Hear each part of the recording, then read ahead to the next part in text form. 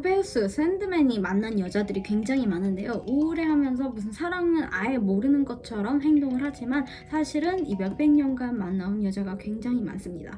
첫 번째가 킬랄라라는 외계 행성에서 온 여자인데요. 킬랄라는 스토아라는 행성에서 왔습니다. 그래서 모르페우스는 이 여자를 너무 사랑한 나머지 킬랄라를 자기 가족 모임에 초대를 합니다. 그래서 킬랄라는 이 자리에서 본인의 그 행성 자체, 행성 개념신인 스토아를 만나게 됩니다. 킬랄라는 그 행성 자체가 신으로 있을 수 있다는 사실에 굉장히 놀라면서 둘이 갑자기 사랑에 빠져요. 그래서 모르페우스를 배신하게 됩니다. 욕망이 이를 관장했기 때문이라고 생각을 하면서 원래 사이가 좋았던 형제인 욕망과 사이가 여기서부터 틀어지게 됩니다.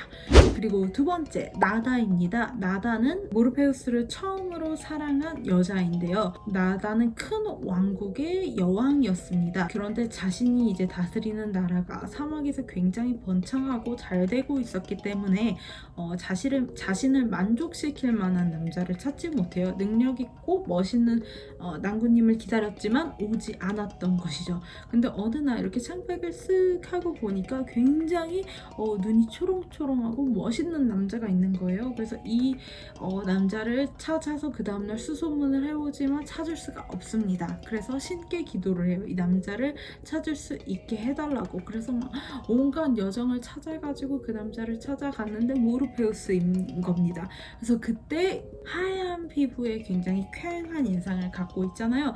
근데 이런 모습뿐만 아니라 사실 여러 가지의 모습의 형태로 나타날 수 있는데 카이쿨이라는 흑인의 모습을 하고 있었습니다. 딱 그 복면을 벗으면서 내가 바로 카이쿨이다 라고 하면 나다가 이제 겁에 질려 하죠. 왜냐면 신을 사랑하게 된 거니까. 그래서 나다가 이제 돌아가려고 하는데 이런 여자는 처음이야 이런 것처럼 정말 만화에 나오는 대사가 만화에 나오네요.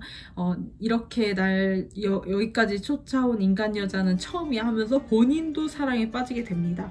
하지만 인간과 신의 사랑은 금기시 되어 있기 때문에 둘이 이제 사랑을 나누는 그날 밤 그 다음날 그걸 저녁에 뭐 태양이 지켜보고 분노했다 막 이러면서 막 이 세상에 불이 번지고 막 건조 다 사막화가 되고 이런 재앙이 일어나게 됩니다. 그래서 나다는 본인의 백성들에 대한 죄책감을 안고 카이쿠를 떠나게 되는데요.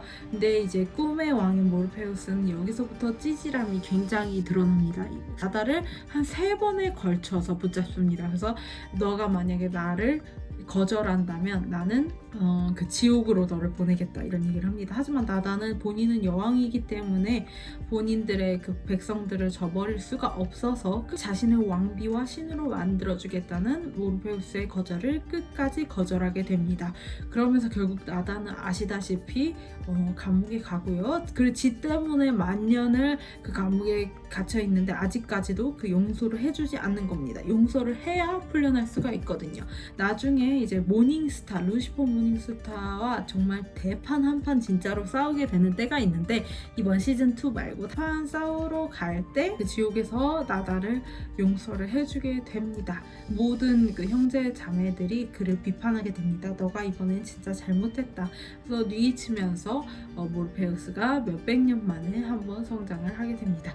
그리고 그 다음 좀 진지하게 만났던 여자는 칼리오페인데요. 뮤즈로 나오죠. 칼리오페와는 신이었기 때문에 약간 반신 같은 그런 존재입니다. 그래서 둘이 행복하게 살다가 이제 자식을 하나 낳게 되는데 그게 바로 오르페우스입니다. 오르페우스는 그때 인간이에요. 하지만 아버지와 어머니와 좋은 관계를 이제 지내면서 잘 살고 있는데 결혼을 하게 됩니다. 근데 오르페우스의 이제 부인이 죽게 돼요. 결혼식장에서 바로. 그래서 그 부인을 너무 사랑했던 오르페우스는 저승의 히데스에게 찾아가게 됩니다. 자신의 부인을 구출해 오려고 하지만 실패를 하게 되고 죽지 못하는 그런 저주를 받게 됩니다. 그리고 며느리의 죽음에 대해서 하나도 신경을 안 씁니다. 아들에게 그냥 장례식을 잘 하라고만 말을 하고 별로 이렇게 되살려낼 방법이라던가 별로 도움을 주지를 않아요. 그렇기 때문에 엄청나게 관계가 아들과 악화가 됐고 이 칼리오페도 그 아들이 이런 저주를 받고 불행해진 것에 대해서 모르페우스를 엄청나게 원망하게 됩니다. 결국에는 오르페우스는 사지가 갈기갈기 찢겨서 목만 남게 되는데요.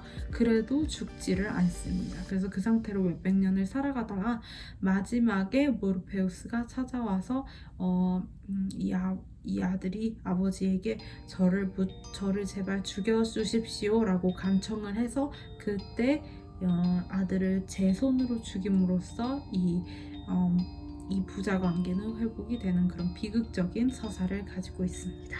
짧게 나온 이야기인데 모르베우스가 굉장히 사랑하지만 쌍방은 아니었던 여자가 있는데요. 바로 알리아노입니다. 모르베우스가 갇힌 게 사실 한 번은 아니에요. 예전에도 본인의 왕국에서 어떤 신들한테 습격을 받아서 지하실에 갇힌 적이 있는데요. 이때 이제 도움이 필요해서 욕망을 이제 소환을 하게 됩니다. 그때 욕망이 이제 별로 이제 모르페우스와 좋은 사이가 아니기 때문에 구출을 해주는 대신 알리아노라는 그런 꿈의 이상형을 만들어주게 됩니다. 그래서 이 알리아노는 필요 없다. 이 여자는 필요 없어. 하지만 이제 욕망은 이 여자를 만들어주고 떠나게 됩니다. 그래서 이 알리아노와 힘을 합쳐서 이제 이 탈출을 하게 되고 흑결의 여주인이 되게 되는데요. 근데 사실은 이렇게 행복하다가 알리아노가 이제 모르페우스가 지겨워져서 떠나요. 근데 이때 아주 이 꿈이 굉장히 시련의 아픔이 컸는지 막 비가 내리고 왕국이 엄청나게 이제 스산했다고 합니다.